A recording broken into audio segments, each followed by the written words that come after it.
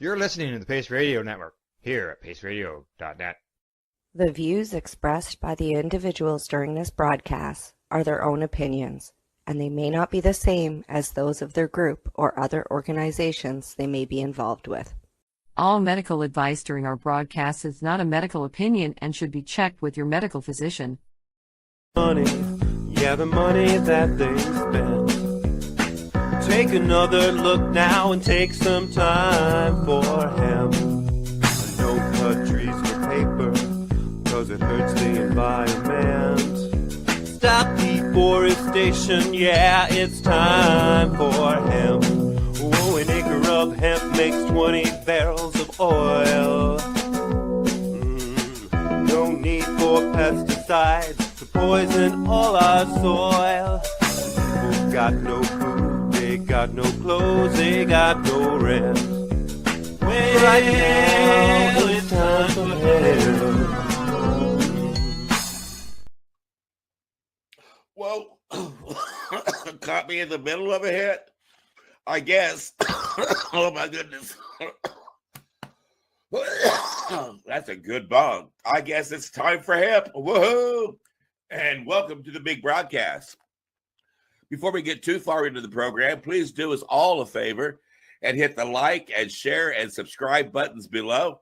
That's what keeps this program going, keeps people finding us in their feeds, because it really is important to let the whole world know that it is time for hemp. And I want to thank you for tuning in. And if you have any suggestions for the Time for Hemp program, whether it be a guest or a topic, feel free to reach out to us through the timeforhemp.news website.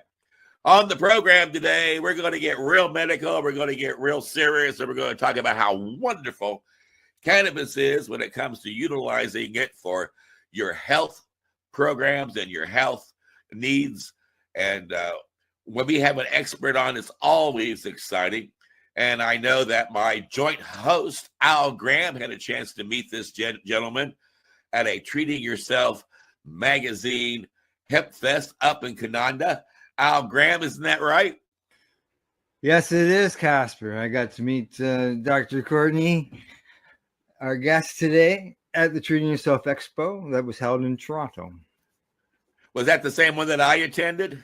Correct. That was the same one you attended. And just so you know, I got a picture of you and I together. And that was the first time we met in person, even though we had my goodness. We've been working, as a joint host, or you as a host, at Time for Hemp all those years before then. So, and I've taken that photograph of you and I Simpsonized it years ago. And the Simpsonized version is up on the website as well. That way everybody knows that we do appreciate comedy, in case they haven't realized that I am a clown. Oh, Al, you might be interested in knowing that the first thing I did this morning when I got up was I grabbed me some Joe. And then when Joe got to work, I got me some coffee. I'll let you take it. All righty. Well, I'd like to take this opportunity to introduce my co-host, joint host here on the network. He's a writer. He's an educator. The list goes on and on. I'll just let him tell you all about it. But here is Al Byrne. G'day, Al. Hi, everybody. And yes, we have an excellent guest today. And in keeping with our seems to be kind of international roster of guests, we had Canada, we've had Australia, South Africa, and today we're Mexico. And today we're going to hear from our guest in Venezuela. And she lives in. Let me interrupt you again, Al. I do that a lot. I'm so sorry. But we got to remind the people at home that every time you hear the word joint, you hit your pipes, your vaporizers, and your bongs, and you take Time for Hemp. And don't forget, Al Byrne, let people know about your amazing book.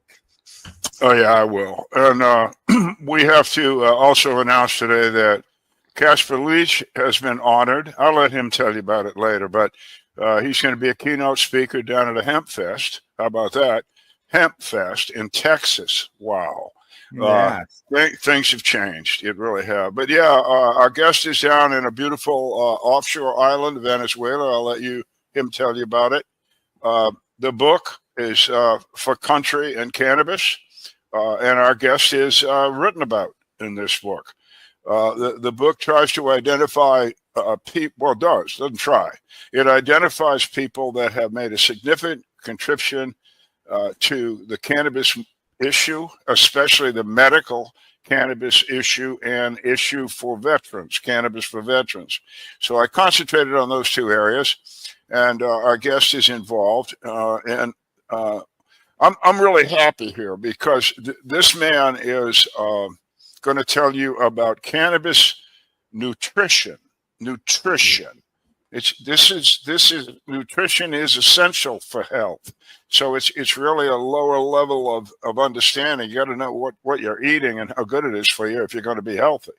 Our guest will explain that, and I'll just reference a book I produced back in 1997. It's called Cannabis in Medical Practice. And it has a chapter in there that is a complete breakdown, of the cannabis seed, the oil contained. It's a remarkable piece of work. It was paid for and done by a friend of mine, a lawyer named Don E. Wirschafter. We call him Donnie. And it's still valid today, and it's excellent. So if you're a nutritionist and you're listening and you want some really low down on that oil and that product, Cannabis in Medical Practice. My book is more about, again, the people, and I hope it's part of the educational process for anybody that wants to get a hold of the book. It's available anywhere. It's a hardcover. It's an ebook. It's anything you want. So to get to our guest, a medical doctor, I first came across years and years ago when we talked about having him as a speaker at one of our Patients Out of Time conferences. I'll let him tell you where and when. I know it was back there somewhere, but he intrigued me then, and he's going to intrigue you now. So let's welcome Dr. Bill. There we go. Dr. William Courtney, medical doctor who has relocated to an island off Venezuela. So where is that exactly, Bill? It's Dominica, and it's a couple hundred miles off Venezuela, but it's way down the chain. It's a small island. They call it the Nature Island. It's very mountainous, so most likely it's one of the youngest islands. And we're fortunate enough to live on a mountain that has a lot of running water, so we're able to produce our own power, and that allows, it runs the computer and refrigerator and lights. You're off grid. Way off grid. Way off grid, yeah. Yeah. Wow. So does that mean that you don't have a Kroger or a 7-Eleven nearby? Yeah, no, none of that stuff.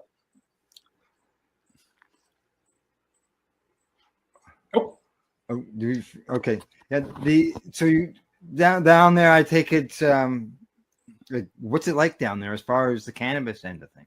Just Dominica is trying to develop a cannabis agricultural division. So there's a Ministry of Agriculture, and they recently have been talking about really bringing cannabis in. A lot of the people on the island are very small farmers. They used to do bananas, and now they're doing dasheen. And they're looking forward to moving the small family farmer into cannabis. And there's these old rum facilities. There's 4 or 5 of them around the island. They're just gorgeous, hundreds of years old. And they want to take one of those and turn it into a processing facility so that all the small farmers can bring their cannabis in. It can be extracted, fractionated, and sold either as a monomolecular or polymolecular or a completely raw oil, depending on the persons that are interested. And so it would be a nice marriage between the government who's wanting to promote it and the individuals that have quite a bit of skill in the tropical environment growing it. And they really they're invested in trying to put the whole thing together in a very clear fashion. So I'm very excited about this effort, and believe it'll. Are you consulting with them, Bill? I mean, you've got a hell of a background, I would think. Well, yeah, I've presented that we had a week conference, several days, and that was where we're developing this idea that it would be a branch of the Ministry of Agriculture. And I obviously was an advocate for increasing the plant count because you can, a small amount of smoking is going to give you all the THC you want, but if you're eating the cannabinoid acids, you need a lot more volume, and so they're expanding the limits for dietary cannabis, which will consume more plant material. But obviously, it brings in just a whole host of benefits. Okay. Well, now you say the first thing you said there that I really like is that this operation is being run by the Department of Agriculture. Exactly. Boy, do we need that in the U.S. or Canada? I mean, it's so obvious. Yeah. I tip my hat to the government there. They're on the right track. They're doing very well. Well, good. That sounds terrific. Anyway, it was interesting. The fellow who headed it up actually got a hold of me personally because he had seen a lot of my dietary stuff online, and he had heard that I was on the island, and so he went way out of his way to track me down and invite me to this first meeting. And it was there, they had their agenda, but I brought in the whole dietary essential aspect of cannabis, and they were very open and excited about expanding into that area because dietary essential is good for fetuses, for infants, neonates, elderly. The psychoactive, maybe the adult who is in position to enjoy that, but the dietary plant really is for every living being that's out there. Yeah, you talk about consuming it, and I'm curious. I'm sorry, Al. I'm curious. How do you consume it? Do you deep fry it with your chicken? Do you sprinkle it on your Oreos and your ice cream? No, wait a minute. Yeah, you're jumping the gun. Hang on a minute. Okay. Dr. Bill, let's go back to the beginning. You have a history of why you got involved in this this particular aspect of cannabis. I wonder if you'd share that with the audience, and then when is it exactly that you came to be with the Patients Out of Time guys? And if you could cover all that, and then we'll move into more specifics, okay? So the fellow, a very good close colleague of mine, still to this day, had asked me if I would approve of his use of cannabis, and this was back in 2004 or something. And at that point, I knew about recreational use, but I really had difficulty imagining that this plant is going to provide the anti-inflammatory, analgesic, autoimmune control. And so it was, it kind of took me back, and I kind of declined to be involved. But because of that interaction, I started going into the literature, and boy, as soon as you do that, you get an education pretty quick. And, in the next 5, 6, 7 months, I started to attend cannabis conferences. I think the first one was up in Saint Savoy, and then pretty soon started traveling all over the world. I went Meshulam's 80th birthday party. There was a whole big group of people that got together, and Germany would put in 5 or 6 workshops every year. And we presented in Ireland and Scotland and all over England and Morocco. And so it was, I very quickly became immersed in the biochemistry and the incredible role of particularly dietary. I mean, the dietary brings in the medicinal acidic cannabinoids, and that class of molecules, they're delicate, they break down easily. So it takes some gentle management. Cannabis sprouts, microgreens, that type of thing allows you to have fresh living cannabis in your kitchen. Sure does. It sure does. I know of a lady right now who is treating her daughter who has epilepsy, and she's using microgreen cannabis, and she's getting all kinds of lab testing going on and everything. It's making a big difference with this young lady who was supposed to have passed away 15 years ago and is still alive today. And let's understand, folks that are listening to what we're talking about: green cannabis, and not necessarily the bud. Everybody here, Dr. Bill, is attuned to thinking bud and getting stoned and like like we're seeing on the screen here. But this is more than that, is it not? Isn't it more the use of the entire plant? And for the entirety of humanity. I mean, like I said, you're getting high, it's something you want to be capable of handling that, not have it interfere with your work, not to have becoming, like say you got some social issues or psychological issues and maybe it becomes a problem. But the dietary, because it does not have that psychoactive effect, allows you, one, to use an enormous more in terms of the levels of these medicinal acidics. And because it's not psychoactive, it is something that the fetus can use, the infant, the young child. Every living being can use the exogenous cannabinoids to support what's called the endogenous cannabinoid system. So the cells of your body are regulated by the ECS, the endogenous cannabinoid system. And if people take away one thing from today's talk is go to Wikipedia, look up the endogenous cannabinoid system. There's hundreds of links. And by the time you follow several of those, you'll really understand why it's so critical that we allow this plant into our diet on a very regular basis, and we pursue prevention rather than treatment. I mean, cannabis for a long time was for the management of pain and treating symptoms or conditions that you have. But if you integrate it before you have a medical condition, there's a chance that you can nip that at the cellular level and prevent it from becoming something that you become conscious of. You take care of it quickly, immediately, and that really prevention is just so much of a stronger way to go than treatment. So you can use it as a prophylactic, is what you're saying? Well, probably that too. Probably that too. Yeah. Okay. The other thing again, Oh, you for mean the like audience, birth control? You mean like for the birth audience control? guys, just wait a minute. For the audience guys, what we're talking about, the doctor is saying this, that we're not having the euphoric effect. I don't know if my audience knows that you only can get that kind of reaction out of a cannabis bud if it's heated. You see what Casper's doing? It has to be brought up to a certain temperature, like 380 degrees or something. And only then is that THC activated in that sense. So what Dr. Bill is saying is he's taking this plant and eating it raw, uncooked, and in different forms, which we'll get to. But I just want you to understand that if you're even thinking about giving it to your dog, I give it to my dogs every night, or a 3-year-old, there is not necessarily, there is no euphoric effect at all. Not that I think euphoria is a bad thing, by the way, but just that you don't have to worry about any kind of mind altering anything if you eat it cold. I'm sorry, Dr. Bill, go ahead, please.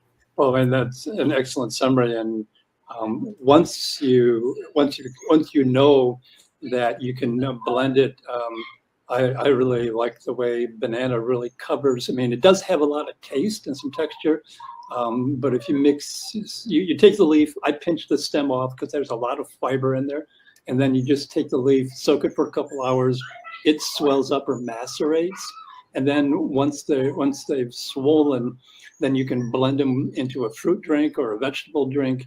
And you just want to be careful that a lot of the blenders these days are very powerful, like the Blend Tech or the Vitamix.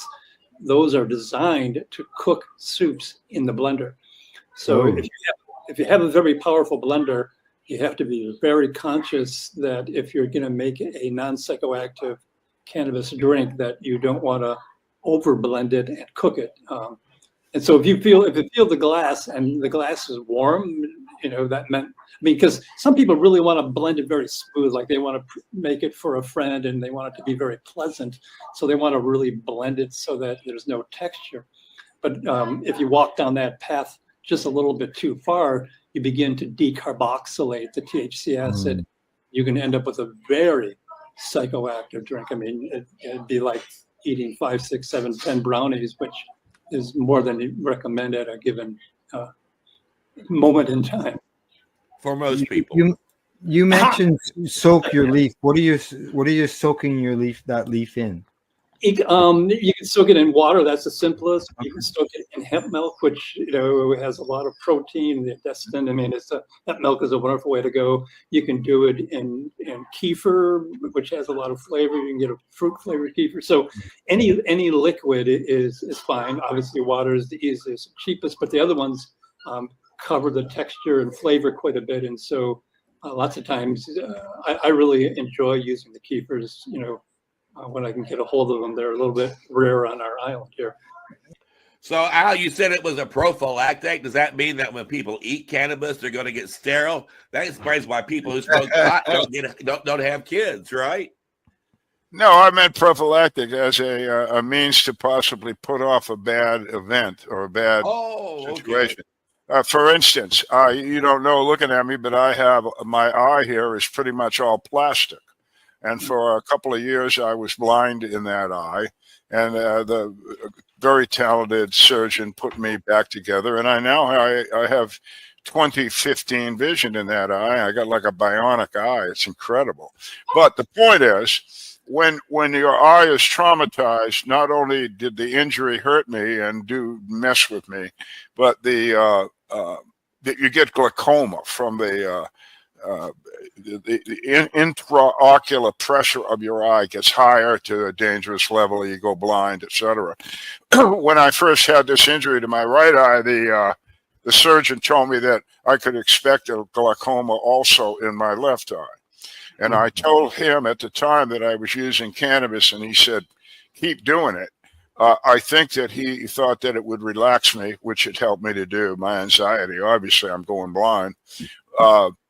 But he was astonished when the glaucoma did not show up in the other eye. So that's what I mean by prophylactic. It can help you. Okay. Am I close, Phil? Well, you're right on. I mean, and if it had been a part of your diet as a child and a young adult, then probably the first eye would have been managed as well. So, that's where the dietary thing is critical, and its safety and tolerance. The fact that anyone can tolerate it makes it possible to integrate, and that allows you to go down the path of prevention.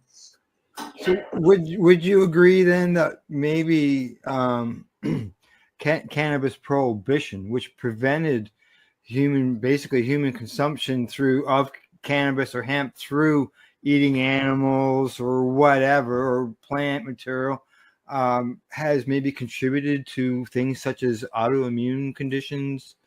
Oh, definitely. I mean, as soon as it was in the early period, it was like found in 143 medications used by the pharmaceutical industry. So, doctor, does that mean that when I come to your house for dinner, you're going to have cannabis in your salad and cannabis in your potatoes and cannabis in your desserts and cannabis in your drinks? I mean, am I going to walk out of your house so stoned that I won't be able to get home for like a week?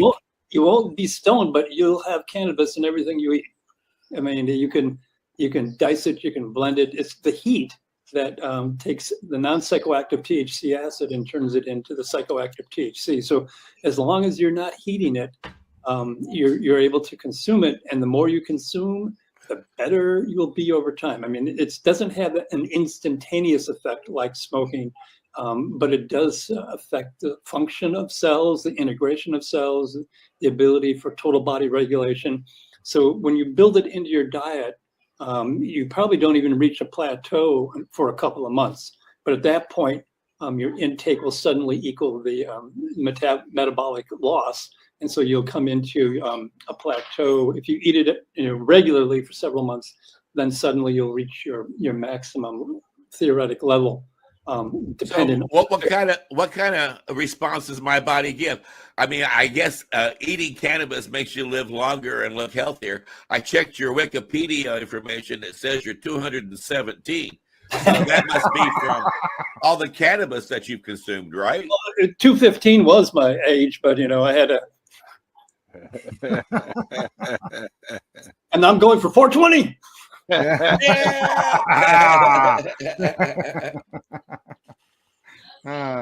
Well, listen. How is it good for? How is it good for? I mean, will I notice something when I feel more energized? Will I look younger? Will I look like Rock Hudson? Will I want to go running? What? Probably Rock Hudson. No, but you're actually assisting cell regulation. So that doesn't occur in minutes or days or weeks. It occurs totally beneficially over months, and then continues to be beneficial. So it's a slow dietary process that is involved in kind of restructuring. So if you look at the endogenous cannabinoid system, it really is useful in supporting that. And when you support that, you do support cell regulation and regulation of the whole body, the regulation of systems. So it's an important element that is we need to get it in the diets of 800 billion or 8 billion people, because it really is valuable for each and every person on this planet. Well, is it hard to cook with and work with? I mean, does it take so much extra preparation that when you're putting together your meals, it just takes longer and it's more of a problem? Or why don't people just do this naturally? When you say cook, that kind of raises the hair in the back of my neck. If you prepare it for food, it's good. If cook involves heat, then all of a sudden you go down the decarboxylation psychoactive thing. So yeah, you definitely there's a skill set that takes time, because of its fibrous nature, you want to get it diced very fine. I like to blend it so that it becomes very smooth, but being careful to not over blend it, because like I said, then you can suddenly be amazed at and then another one is a pesto pasta. Absolutely love it. The basil really covers the flavor of the cannabis. You can have a lot of cannabis in pesto. You won't even taste it, and it's absolutely delicious. But the problem is, I've had several people that I've worked with. They made a large pot of pesto, and then at the end of the meal, they put that pesto on some leftover pasta, put it in the refrigerator.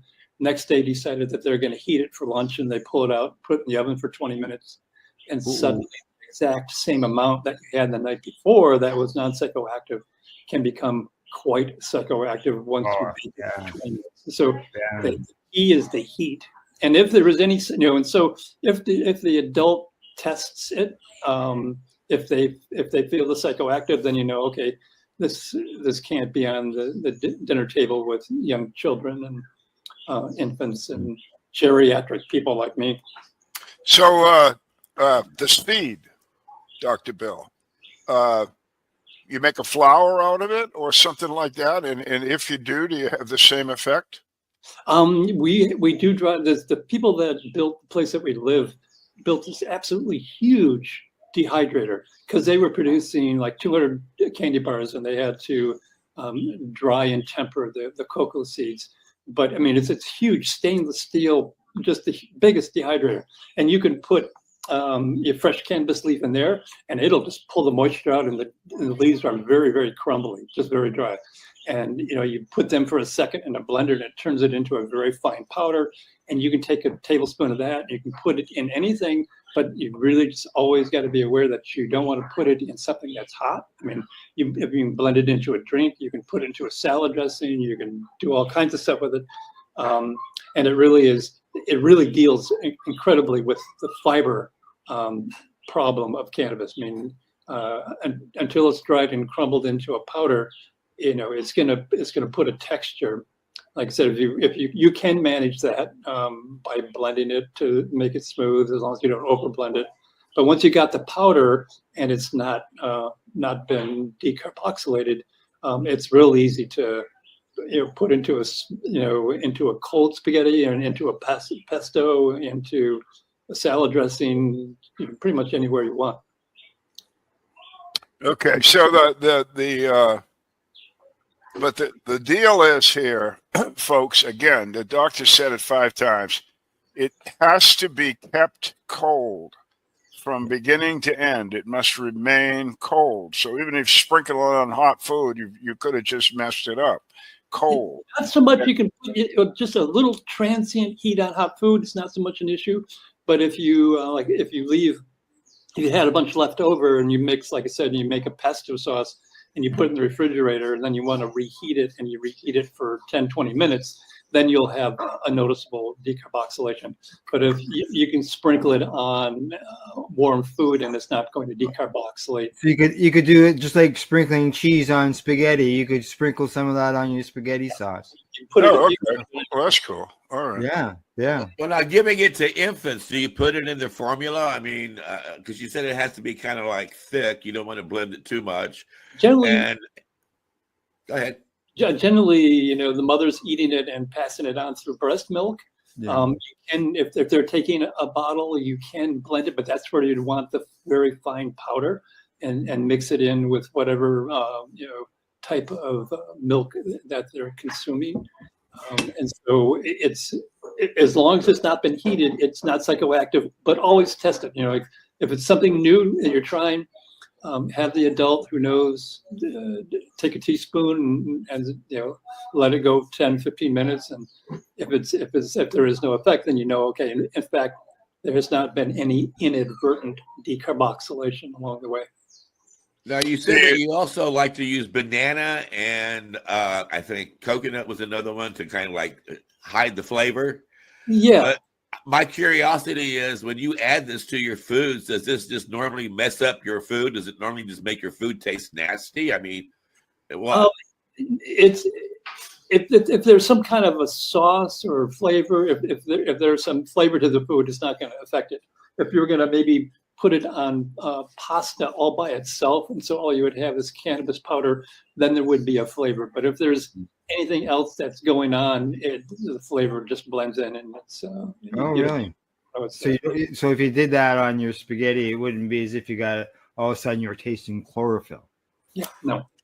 It tastes. This stuff's cannabis leaves, and they taste bitter. I mean, what Dr. Bill is saying is you want to mask the flavor of the cannabis leaf because it's not something you go out and seek out just to eat.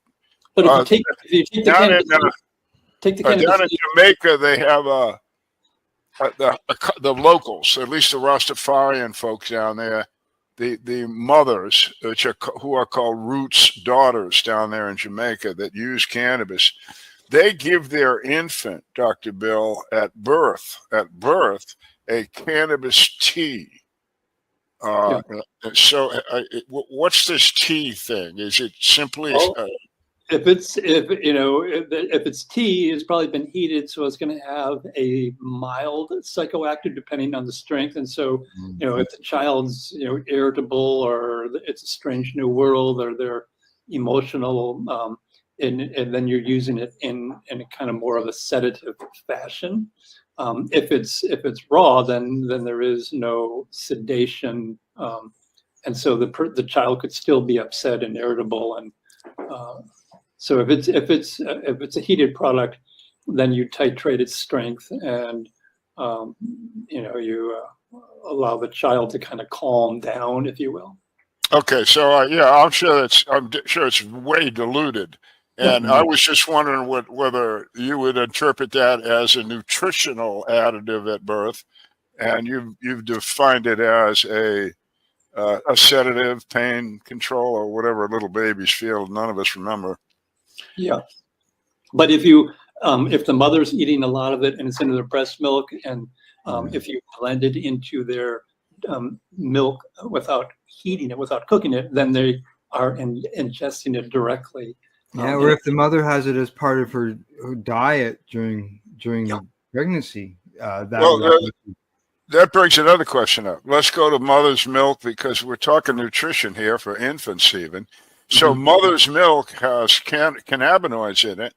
Now, correct me if I'm wrong, Dr. Bill, but I remember studies out of Meshulam's lab in Israel. I forget which particular lady did the work, but that said that if certain compounds are removed from the cannabis plant, the supposition would be, I think it was done with mice or rats or something, that the young mice, the baby mice, would not suckle.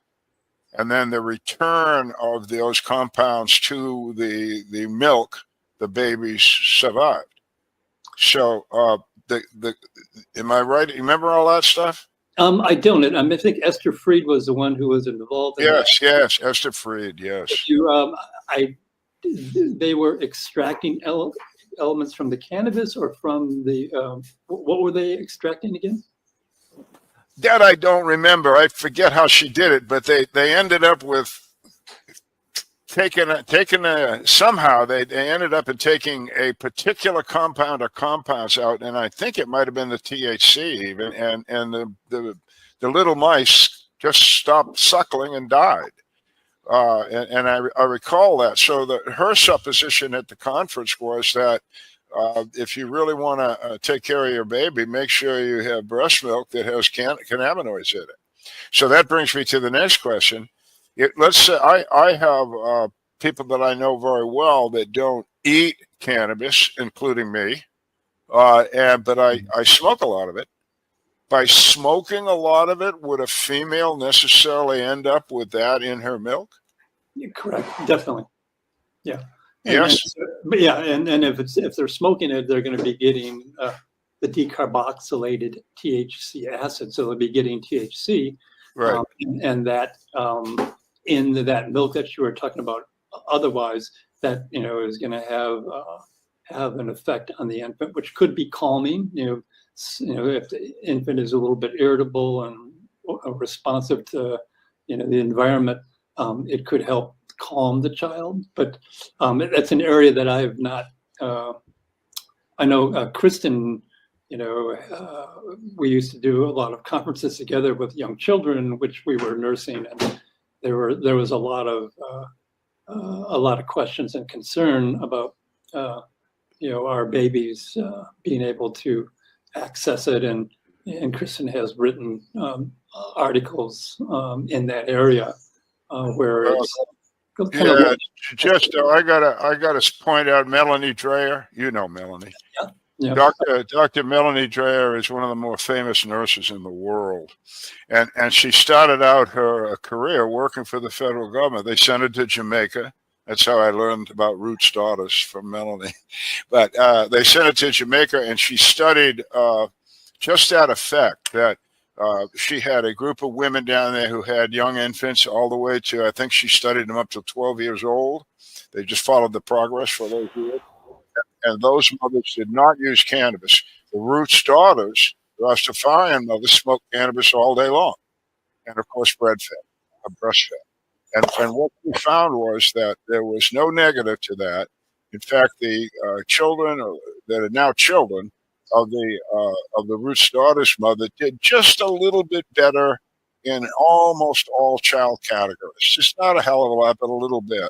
And she just assumed that little bit better was because of the social atmosphere the Rastafarians have, and the kid would be more, more like kid. But anyway, there was no negative. So again, I just want the audience to know that it's been studied. If you want to look it up, if you're a lady and you're pregnant or you're breastfeeding, her last name is Dreher, Dreher. She's an RN, PhD, FAAN. She's a very, very famous nurse. And the study that she did in Jamaica indicates that your kids will be fine. I'm sorry to interrupt. Bill, this might be time for us to put up your diagram so you can explain to people. That's what I was going to suggest. Yeah. That's where I was just waiting to go to as well. I'll bring that up and we can go to it. Here we go. All right. There's the chart. Yeah. Well, tell us about it. Well, I've been working with this chart for a very, very long time. And what's interesting is that there's about six or seven cannabinoids, and some estimates are that we're close to 150. And if you look at just this very small group of cannabinoids, it's mind-boggling. I'm not sure my finger is going to show. Does the mouse show over on your side? Yeah, I can point to where you want me to. Okay, so essentially just kind of go slowly. Start over here in the blue, the anxiolytic. Okay, right here. Yeah, and I'll go clockwise. Go by the word anxiolytic. Yeah. Okay, so that means it lyses or reduces anxiety, and now we're talking about CBD. And you notice that the only cannabinoid acid is THC acid, where in reality, when you use the raw plant, each and every category has a medicinal acidic form. So there would be a CBD acid, a CBC acid, a CBG acid, a THCV acid. And so it's interesting, so if we go through, you name a food out there. I mean, cannabis is obviously the ultimate superfood, because when you consume this, you're getting an anti-anxiety agent, and you don't really can get rid of maybe the Valium and lorazepam and everything else. It's also an antipsychotic. It also is an anti-epileptic. That was where I was first introduced to cannabis. One of my patients' children had epilepsy, and we found that cannabis was very helpful. And then University of California, San Francisco was excited, and they wanted me to come out and present to the pediatric interns and residents, and they wanted to hear more about the anti-epileptic effect. Neuroprotective is, the whole idea of protecting the brain from insults, hypoxemia, lowered oxygen, pressure issues, and up above, vasorelaxant, meaning if your blood vessels are tense, you can have a form of high blood pressure. And if you kind of relax that tension, you can drop that blood pressure. And it's also a muscular antispasmodic. So, it is useful to kind of, if you're kind of tense and you've got contraction of muscles in your neck and you're getting headaches, or you got contractions in the low back, it can help relieve that muscle spasm. And the next one, anti-ischemic, is huge. I mean, this is where it's involved in dealing with reduced oxygen. So if there's an issue where you've had reduced oxygen, that can lead to like heart attacks and strokes, and it's able to kind of counteract some of that anti-ischemic effect, or provide an anti-ischemic. So ischemic is the reduction, anti is blocking of that effect. The next one is anti-proliferative. So a lot of cells can multiply abnormally. It's called dysplasia. And so if you can block dysplasia, then you can prevent unnecessary growth of cells that you don't particularly need. And then the really big one is the anti-cancer, which is also anti-neoplasia. So these are some just absolutely stunning effects from one of the cannabinoids in the 150 in this plant. And we're only halfway around it. Just the oh my God! We probably don't have enough time to cover all this, but so I encourage people to look at each of these. Look the term up on Wikipedia. Antiemetic reduces vomiting. Antibacterial is, if you have a bacterial infection, and with these various infections out there, you want to have something that can help with that. Anti-diabetic is huge, enormously beneficial in managing blood sugar and the absorption of sugar into the cell and the release of it and the maintenance of serum blood levels of glucose. Anti-psoriatic is an autoimmune disorder where psoriasis can really tear up the skin. And it can block that autoimmune action that is an overreaction that causes psoriasis. Anti-prokinetic intestinal, so it can help with the kinesis, the motility, which maybe if you're hyperkinetic, you could have the passage of stool before it's completely dehydrated, and then you could end up with diarrhea or a runny stool. I have Crohn's disease, so Crohn's, ulcerative colitis, analgesic, so pain relief, bone stimulant, bone growth, huge in the ability to. There's an osteoclast that breaks down old bone, and then an osteoblast that comes through and rebuilds it. So this bone turnover is something that is constant throughout your life. and its ability to stimulate the removal and rebuilding of bone to keep that bone structure up, so that you don't have osteoporosis. As you get older and you break your hip, is because you have not been rebuilding the bone as fast as you break it down. So you need a really good balance between the osteoclast, which removes bone, and the osteoblast that replace it. And this can be very helpful in maintaining that healthy balance. Anti-inflammatory, absolutely huge. Inflammation drives so many conditions, aggravates so many conditions. Immunosuppressive. So the T cells are, part of the immune system.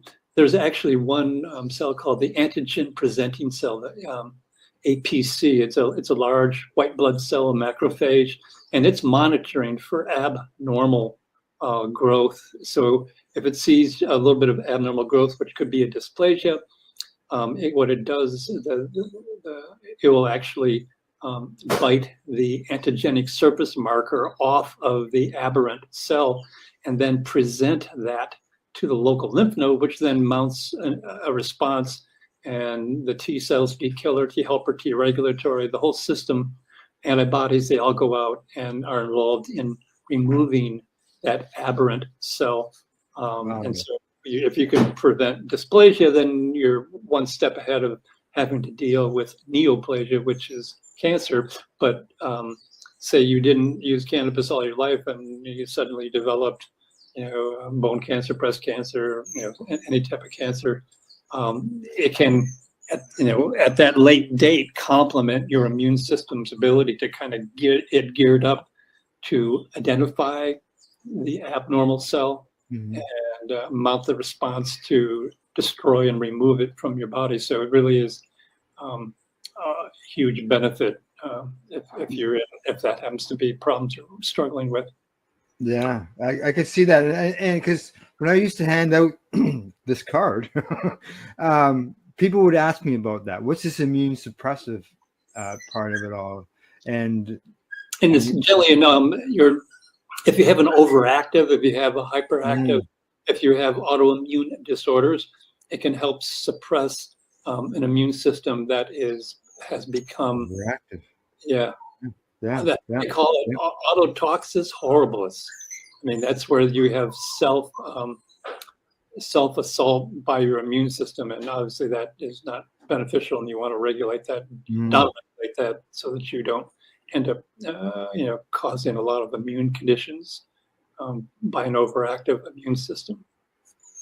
And then THC variant, and pretty much, I believe, almost all of the cannabinoids have a variant class. That's a different tail size. There can be a 3-carbon, a 5-carbon, and some of they're finding new cannabinoids that actually have a 7-carbon.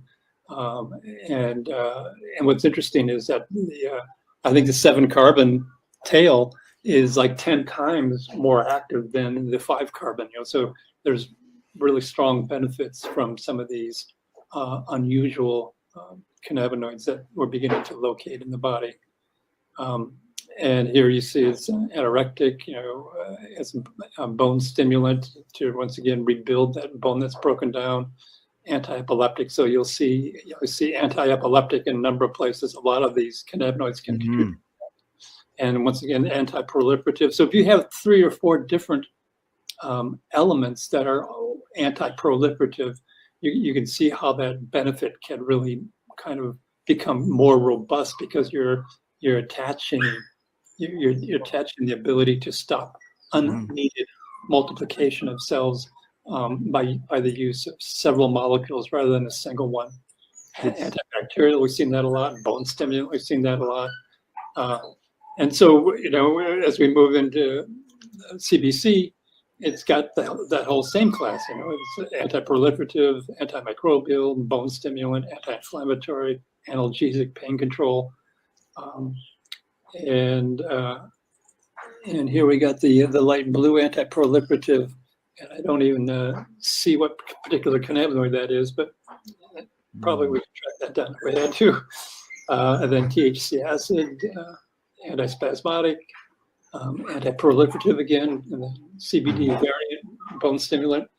So you'll see a lot of the same functions being enhanced. And this is, like I said, this is 7 of upwards of maybe 150 different cannabinoids. Well, first I'd like to make an observation again for the audience on that beautiful diagram that we were just looking at. You notice, folks, it's the whole plant. If you just look at the diagram again, you see that CBD, the compound that is touted as being great, and there's nothing wrong with it, is just a portion of the whole. So this program has always, and I think Dr. Bill will agree, what we're always talking about here, whether we're talking nutrition, medicine, however we want to talk about this plant, we're talking about the whole plant, the whole bud. We're not just talking about isolating certain compounds. That's pharmaceutical bullshit. We believe in the whole thing. So please note that on that diagram. And then I'm really curious, Dr. Bill, about the bone.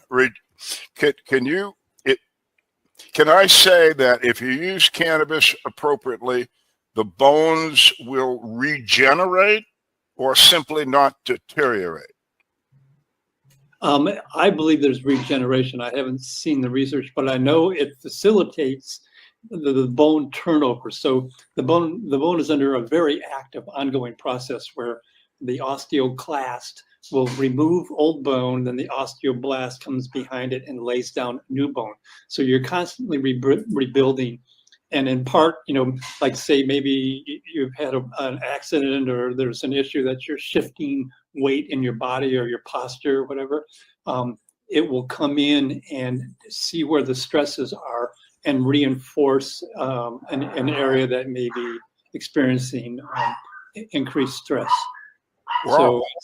So it really is critical in the bone structure remodeling, which is a very serious, ongoing, continuous process. And as you get older, it probably becomes more critical, meaning your bones are in pretty good shape when you're young, but as you get older, you want to really optimize that bone remodeling process to reinforce any kind of changes that need to occur to kind of provide bone strength as you get up there to where people begin to break hips and they fall and break bones and stuff. So you want to keep those bones strong and healthy. Yeah, well, that's why I asked, because I deal with a lot of mainly Vietnam vets, but vets and the older guys, the non-vets. A lot of them have bone deterioration problems in different parts of their body. We tend to blame everything on Agent Orange, and it might be true. But I just wanted to know, because I've told them in the past that I knew in a general sense that I thought that cannabis would help bone structure. I didn't know what to say. And you just said that very nicely, and I'll use that information. So thank you.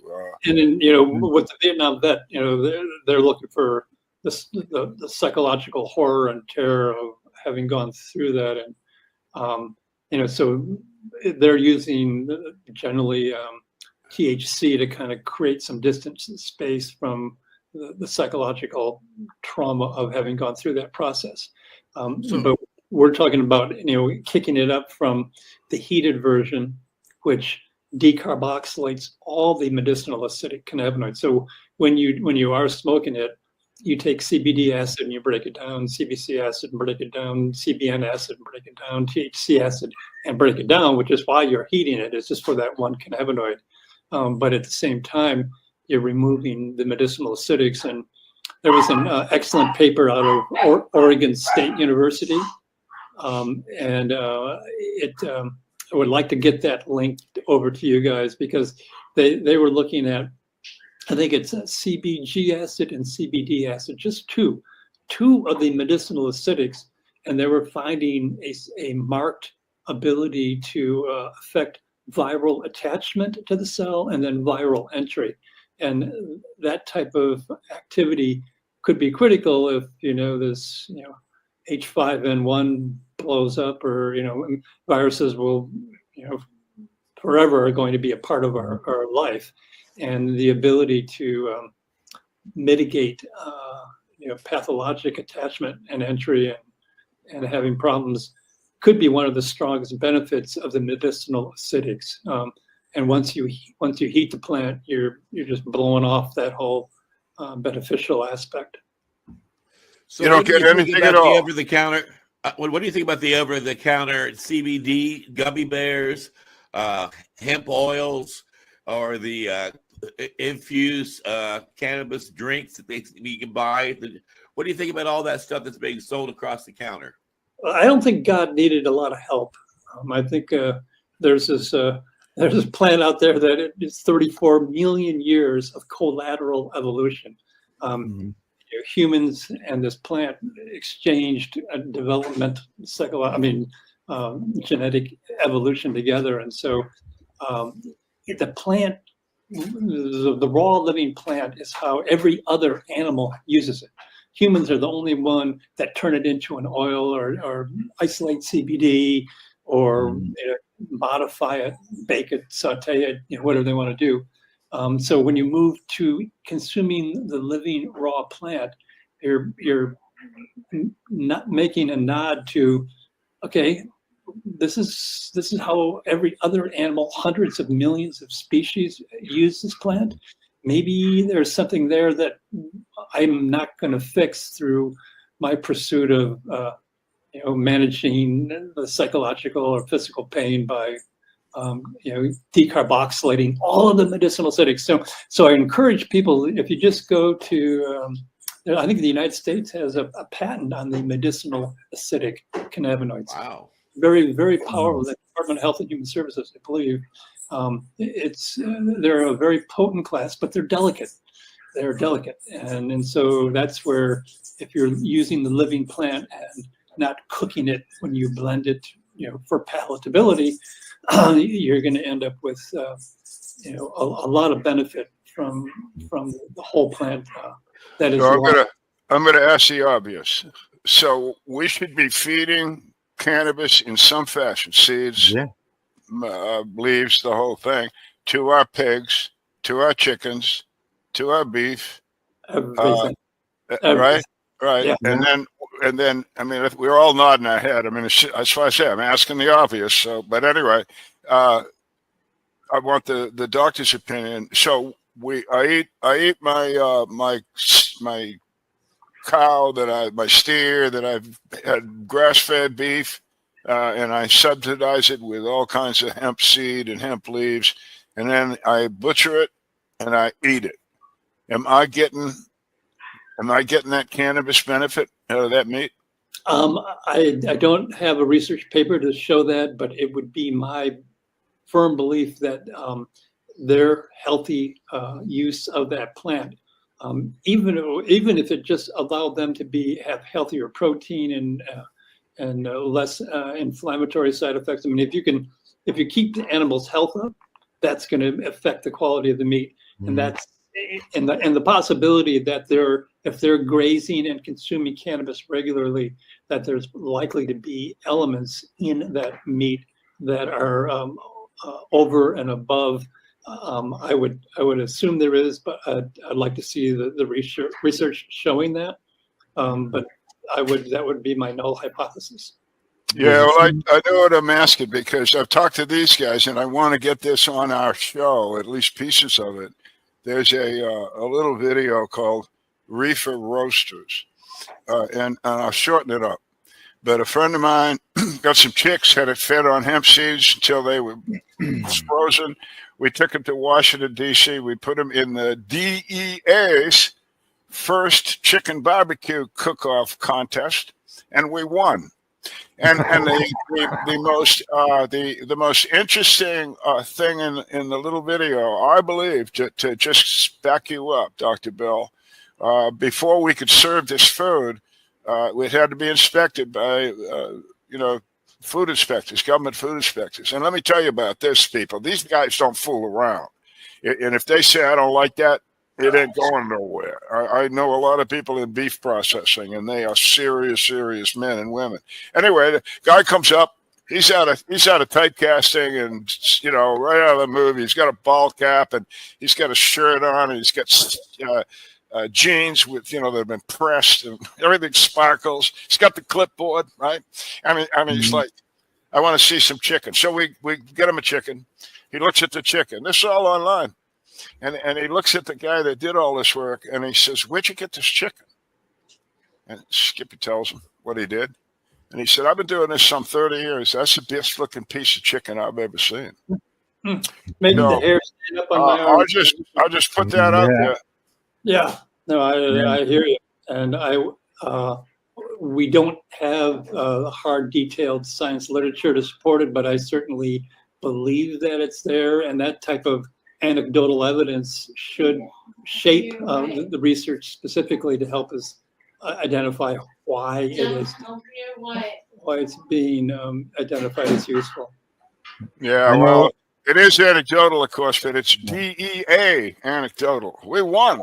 I know of people have a saying, "You are what you eat." There you go. Oh my God! And this is the ultimate use. Yeah, and that's why I was commenting earlier about the fact that once prohibition came in, people stopped to reduction in consumption of cannabis through our food leads to autoimmune conditions. Yeah. Yeah. Well, there is a big push now with the new health guy, Department of Health here in the United States, to see some rather remarkable and major changes going to be made to our food supply here in the United States. And I don't think anybody down here would disagree with the idea that maybe it can be improved. And if we can somehow introduce the concept of cannabis as a food source, as a nutritional source, into that conversation, this might be an opportune time, I guess is what I'm saying. It definitely is, and the research should be fairly simple to get some statement in there of the benefits of poultry and cattle and pork consuming cannabis in their diet, and that would go a long ways to it's being integrated into the food chain, and that everyone, I believe, would really benefit from efforts made to kind of bring cannabis into the feeding of livestock. Well, I think the key to that is what you've emphasized here on this show half a dozen times. The people have to understand that they can eat cannabis without any kind of psychoactive result. And I tell people all the time that when I deal with congressmen and senators and stuff, and they start going off on me, and I say, "Excuse me, it's a plant." Because they keep talking, it's a drug, we got to control drugs and all that shit. And that's why I brought up right off the beginning with the Department of Agriculture. Gee, enlightenment, But it's a drug. No, it's a plant. And then if we can understand it's a plant that's nutritious and it doesn't have psychotropic effect. But it seems so obvious, but I don't know how to do that. I don't know how to. We can sit here and talk to each other all year. It doesn't matter. How do we get the world to say that? You've been all over the world, Dr. Bill. What do they say to you? Good luck, or what do they say over there? It's you're preaching to the choir.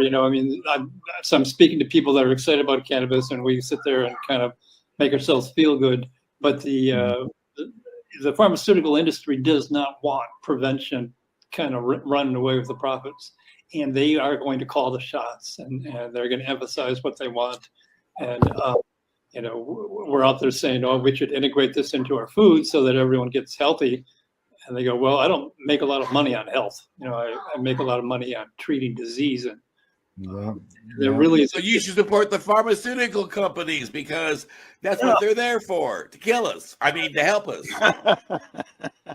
Well, I do agree. I got to say this. I do agree there should be some controls on cannabis.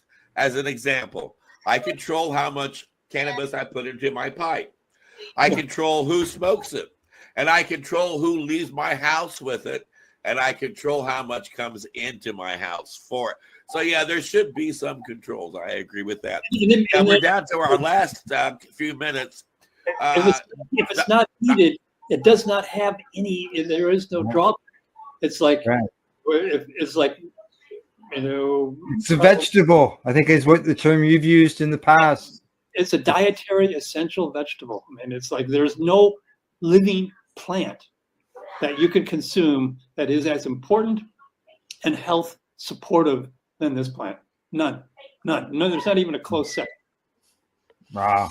Well, we're down to the last few minutes here, Dr. Courtney. Do you want to promote anything on the internet or let people know any party messages or thoughts? Every once in a while, I've had. If you go to YouTube, there could be a channel, and I don't know exactly of its current status. But at one point, there was a video section that had 30 or 40 videos that really went over a lot of the presentations, you know, probably the one that Al was referring to. And so that you can, it's all free education, and you can actually see the progression as you look at the date and, you know, see my thought process kind of being refined. Like I said, I started out not wanting to approve of its use by one of my most trusted colleagues. I mean, our two children played lacrosse together, and you know we kind of really have remained close. But because he asked, it turned my life around. I mean, because he said, you know, "Would you? I really need this," and I'm thinking, you know, how can that be? But once I took a look at it, it's kind of like, yeah, we all need this, and we need it not, you know, in the heated form. We need it the way every other animal uses it. Just stop being so egotistical. I mean, it's like, you know, if God needed us to kind of fix his problems, you know, you would probably send us a letter or at least an email. So, Doctor, Al, any final questions? Well, yeah, just so everybody understands, you've said it, but let's emphasize it. The endogenous cannabinoid system is in every living thing on Earth, as I understand it, excepting insects. Is that a correct statement? I would have to study more on insects, because they eat cannabis and they may have a different system. They've had a pretty good run at it. So my sense is that, you know, they may not have a system that we recognize. They may not be using mammalian. Well, I'll leave them alone, but everything else does, right? Yeah, I mean, and their ability to kind of, I mean, I flashback one time I had this bunch of cannabis plants, and I was trying to kind of run them into the house to kind of blend them and juice them, and this goat was just kept trying to take the plants away from me. He was I was running as fast as I could, and this goat was saying, "No, man, that's dinner there. You're taking the goat." and left me kind of, you know, I got inside finally with what's left, but you know, the goat was pretty upset that, you know, it was like, that's my meal. And so other animals know this, and you know, we're just kind of catching up with the party. Yeah. Well, Doc, we really have appreciated you coming all the way from Argentina to talk to us. Argentina, man, you're drifting me all over the damn world. We're lucky to catch you then when you got nothing to go on. Yeah. I thought it was Venezuela earlier. Yeah, but it's been a pleasure. It's been really not only entertaining but educational. Your breakdown of the plant and its uses is gold, and I'm sure it's going to go far and wide once people see that on your presentation here. So personally, it's good to see you again, and thanks again for coming by. Let me give you one last line. You only need cannabis as medicine when you forgot it as food. If you really grok that, it's kind of like, yeah, I think I just soon not get sick and need medicine, and it is so important for the prevention of disease, for the early management of disease. It really is, it's just the most important. It is the ultimate superfood in terms of health maintenance, disease prevention, disease, like I said, it can become therapeutic, but don't wait and get sick before you start it. Right. Use it and prevent, opt for prevention.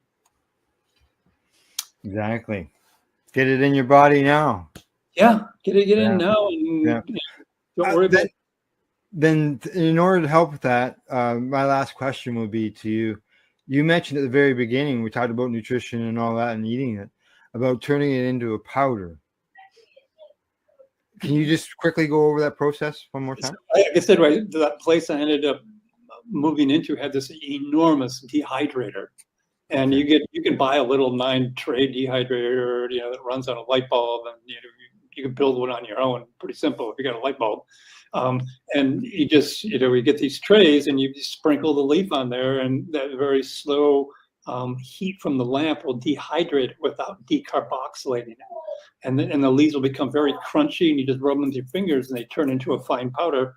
And so you a whole big pile of leaves, like if you're in a seasonal environment where, there's a particular vegetative phase, you can produce an enormous amount of bars of fine cannabis powder that you can then use, if you're going to have a winter season. But alternatively, you can come to Dominica and get over that winter thing.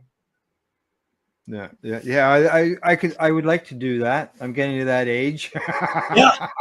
It's super simple. Basically as dry as you can get it, and just get it into dust, and there you go. You put it into a blender. You want to pinch the stem off because that's real fibrous. But once you pinch the stem off and then dry it, it'll turn into this really fine powder. If you want to get carried away, you can get kind of a coarse sieve, and you can filter that through, and that'll stop any little chunks that are behind it. Then you can get dried sugar leaf would add heavier amounts of cannabinoids to it with the terpene or with the trichomes that are on them. So there will you make a little dent in the terpenes when you're drying it, but at least you got a product that's good, for probably years. All right.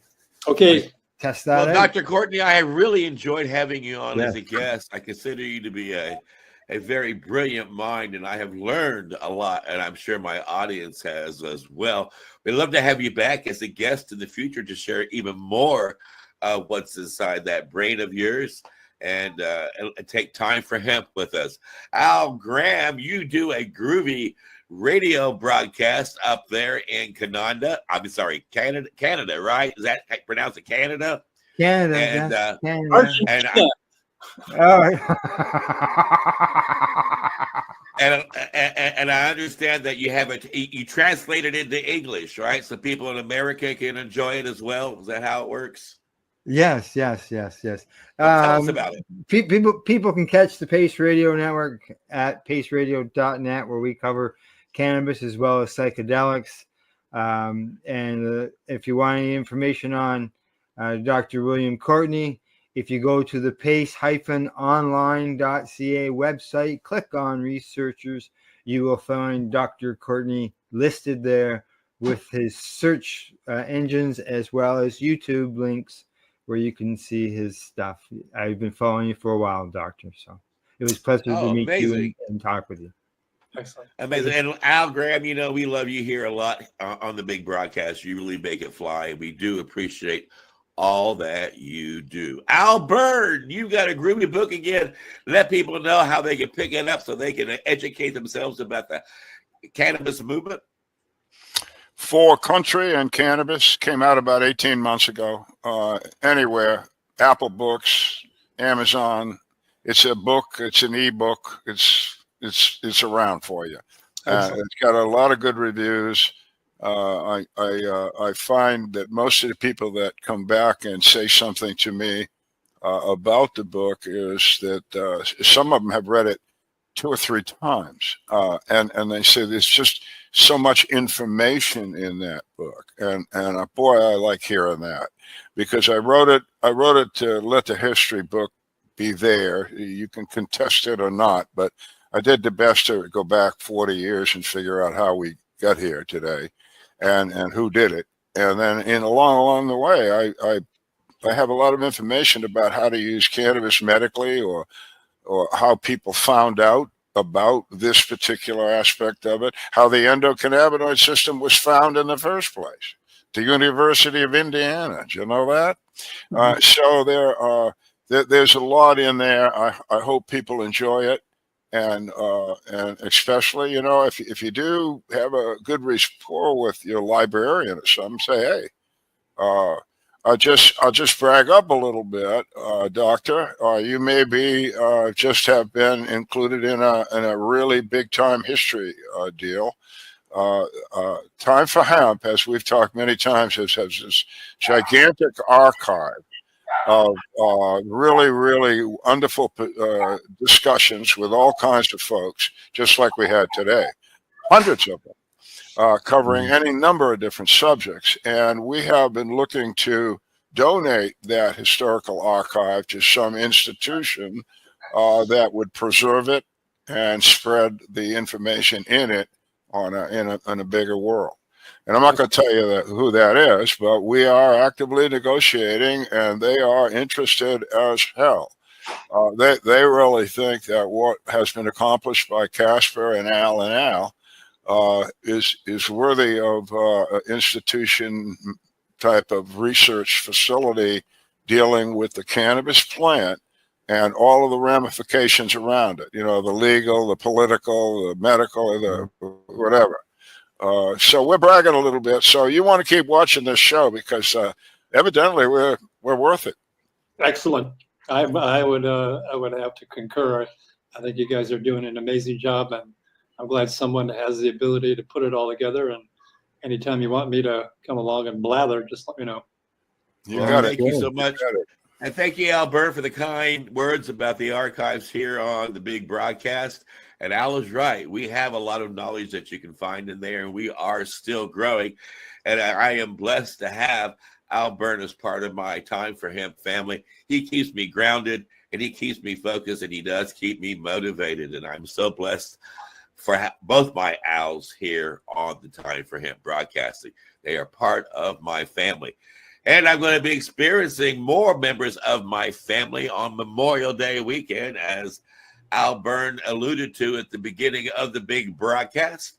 I am finally going to go out my cave and toddle on down the road, and I'm going to go and be part of a thing called the Texas Hemp Stock. And those who know me well know I don't go anywhere often, because at my age, it takes about 100 people just to get me together. And but they talked me into it. They're a really charming group of people, dedicated to what they're doing, and they are persistent when it comes to ending cannabis prohibition. You can find them online at the TexasHempStock.com. They are an amazing group of people. It's going to be all weekend, Memorial Day weekend. And the little town that's going to be at, I think it's called Music River, Texas. I have to look it up again. But it's along the border of Colorado and Texas. They got 4 stages. They're going to have about 30 different rock bands and musicians playing at different venues along the way. They got campgrounds available. We got like almost 28 different speakers, and 2 of the keynote speakers at the event is Paul Stanford, hardworking activist up at Portland, Oregon, and yours truly, Casper Leitch, here at Time for Hemp. And if you want a doc in the box, I would be willing to participate, and people can ask me questions. So I got heart disease, I got cancer, I got autoimmune. So we can just have a kind of Q&A with a little computer off in the corner, and people can ask questions. I'll let them know that, because the people on this team are also very astute in AI, and they also reality augmentation, and they're going to be developing a 3D studio for the Time for Hemp broadcast, and they're going to develop little avatars for myself and for my joint host and for all the guests that come on. So as they go through the archives and dig out the best of the information, they'll be able to have like Jack Hare come out and sit down and have a chat with Al and me here at Time for Hemp.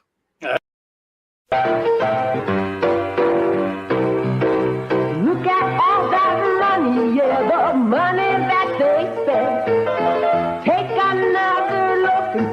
come time for hemp. Don't cut trees for paper, cause it hurts the environment. Stop deforestation, yes, it's time for hemp. Whoa, an acre of hemp makes 20 bales of oil. No need for pesticides to poison all our soil.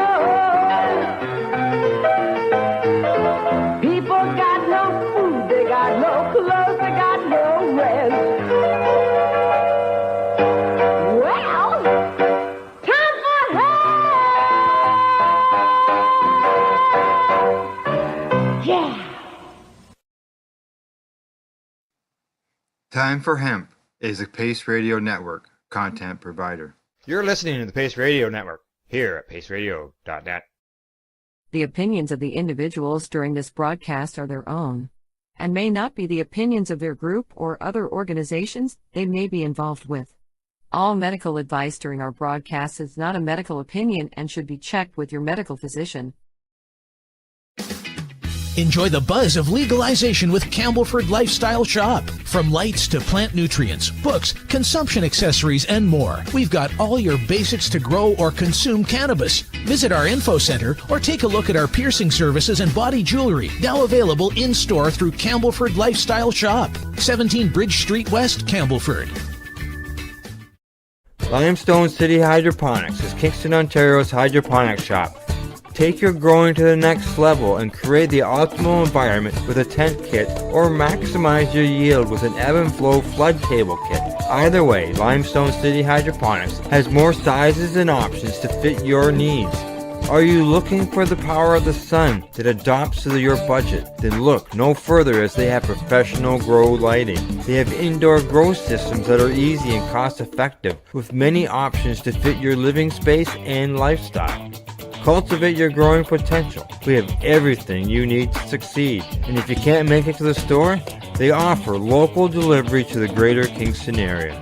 Remember, when you're looking for experts to help you grow, then look no further than the locally owned Limestone City Hydroponics, 105 Sunderland Drive in Kingston, Ontario. Call them at 613-548-0420. We are people advocating cannabis education here at Pace Radio.